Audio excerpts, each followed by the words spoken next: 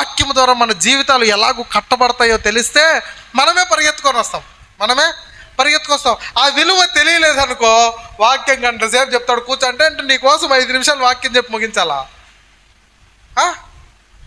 అది ఎంత మూర్ఖత్వం అంటే, వారానికి ఒక్కసారి కనీసం 3 గంటలు దేవుని సన్నిధిలో నిలవలేని స్థితి దౌర్భాగ్యమైన స్థితి కాదంటారా? అంటే దేవునికి లోకముత్తుగా ఇచ్చినంత ప్రాధాన్యత దేవునికి ఇవ్వలేకపోవడము ఇది పాప సంబంధమైన బీజము కాదా? కానీ పేరుకు ఏమని చెప్పుకుంటారు తెలుసా? భక్తి గలవారు. వీళ్ళకేం తెలుసా? వాక్యము తెలుసు. వీళ్ళకేం తెలుసు అంటే పాస్టర్లు తెలుసు. వీళ్ళకేం తెలుసు అంటే సంఘాలు తెలుసు.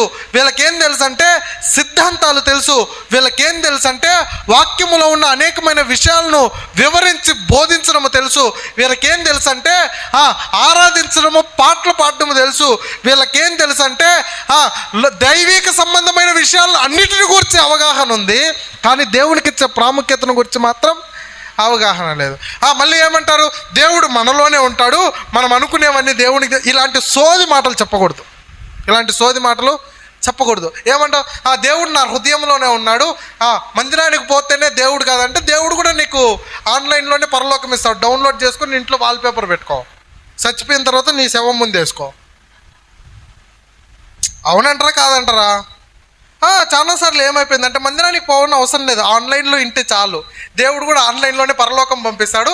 ఇండ్లంతా స్టిక్కర్లు అంటించుకొని ఆ స్టిక్కర్ల మధ్యలో ఉండవు, సరిపోయా. ప్రేతాత్మలాగా ఇంట్లోనే తిరుగుతాడు.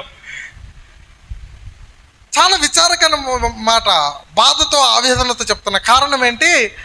దేవుని సన్నిధిని కూర్చున్న ప్రాముఖ్యత, ప్రాశస్తత మర్చిపోతున్నాం.